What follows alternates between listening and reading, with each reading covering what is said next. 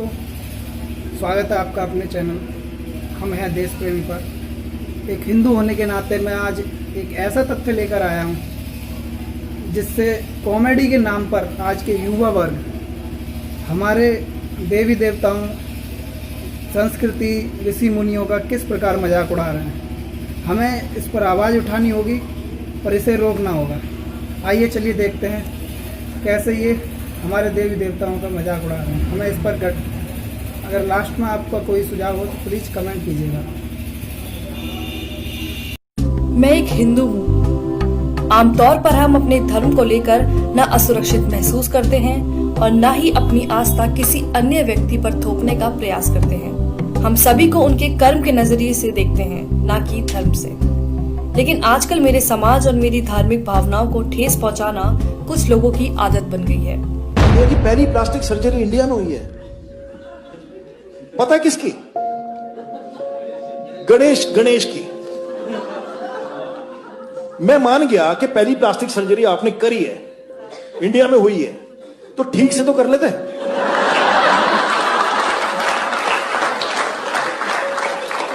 इसको देख के तो यही लगता है कि गांजा फूक के नहीं करना चाहिए सब।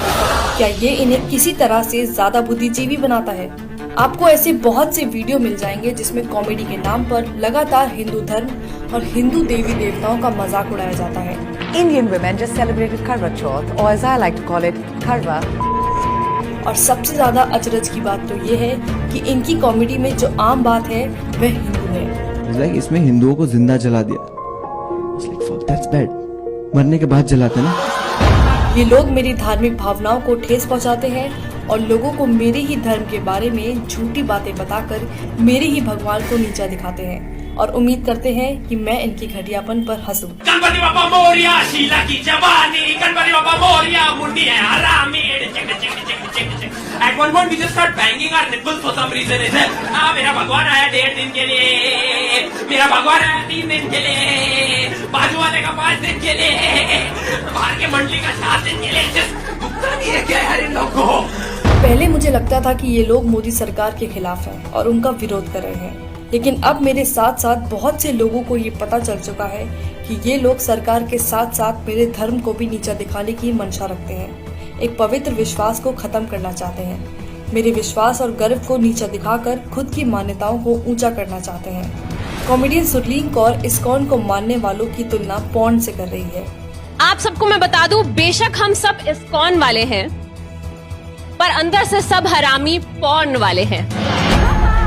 सुरलीन इस वीडियो में ऋषि मुनियों को अपमानित करने का कोई मौका नहीं छोड़ती है, उन्हें वासना से भरा हुआ बताती है। सबसे ध्यान लगा के जो चीज की जाती है वो है मेडिटेशन। मैं नहीं मानती, क्योंकि जितनी ध्यान लगा के हम फोन देखते हैं शायद कोई दूसरा काम करते होंगे। सुरलीन कहती हैं कि संस्कृत का इस्तेमाल करके ऋषि मुनियों ने अपने बड़े बड़े कांड छुपाए हैं। धन्य हो हमारे ऋषि मुनि जिन्होंने थोड़ी सी संस्कृत यूज करके अपने बड़े बड़े कांड छुपाए हैं। कामा ये सब सुनना किसी मानसिक उत्पीड़न से कम नहीं है। कॉमेडियन मुनव्वर फारूकी खुलेआम मंच से भगवान राम और माता सीता के लिए अभद्र भाषा का इस्तेमाल कर रहा है। लाइक अगर भगवान को रिस्पॉन्स करें, वो गाना कैसा है ना, लाइक मेरा पिया अगर है और राम जी डोंट गिव। मेरा पिया घर है, राम जी मैं 14 साल से खुद घर नहीं गया। एंड अगर सीता ने सुन लिया तो वो तो डाउट करेगी। और सामने बैठे दर्शक बेशर्मों की तरह अपने ही भगवान पर हो रही अभद्रता पर हंस रहे हैं। इनके लिए कितना आसान है हिंदू देवी देवताओं का मजाक उड़ाना, लेकिन जब बात किसी और धर्म की आती है तो इनकी जुबान पर ताला लग जाता है। मुझे समझ नहीं आता कि इन लोगों को हिंदुत्व और मोदी सरकार एक दूसरे के पर्याय क्यों लगते हैं और राजनीतिक पार्टी का मजाक उड़ाने की आड़ में मेरे धर्म का मजाक क्यों बनाते हैं। मैंने तो नहीं देखा कि मेरे धर्म ने दुनिया में किसी को कभी भी हानि पहुंचाई हो। मेरा एक ऐसे परिवार में जन्म हुआ है जहां मेरी माँ आस्तिक है और रामायण पढ़ती हैं। हम गीता का पाठ करते हैं। हम छोटा गणेश और महाभारत देखकर बड़े हुए हैं। ये मेरी खूबसूरत यादें हैं जो बहुतों के साथ मैंने साझा की है। हम सब जानते हैं कि हिंदुओं का इतिहास ऐसा नहीं है जहाँ किसी का कभी उत्पीड़न किया गया हो, लेकिन ये लोग अभिव्यक्ति की आजादी के नाम पर हर दिन मेरी आस्था को कुचलते हैं। ये लोग कलात्मक आजादी की बात करते हैं, लेकिन इनकी कलात्मक आजादी तब कहाँ चली जाती है जब बात किसी दूसरे धर्म की हो। क्या केवल हिंदू देवी देवताओं का ही मजाक उड़ाना सेकुलरिज्म है? हमारे भगवान ने इंडिया से श्रीलंका ब्रिज बना दिया उस समय बिना LNT के। क्या अभिव्यक्ति की आजादी के अधीन केवल हिंदू देवी देवता ही आते हैं? क्या इन लोगों ने सिर्फ हिंदुओं की धार्मिक भावनाओं को ठेस पहुंचाने और हिंदू देवी देवताओं का अपमान करने का बीड़ा उठाया हुआ है?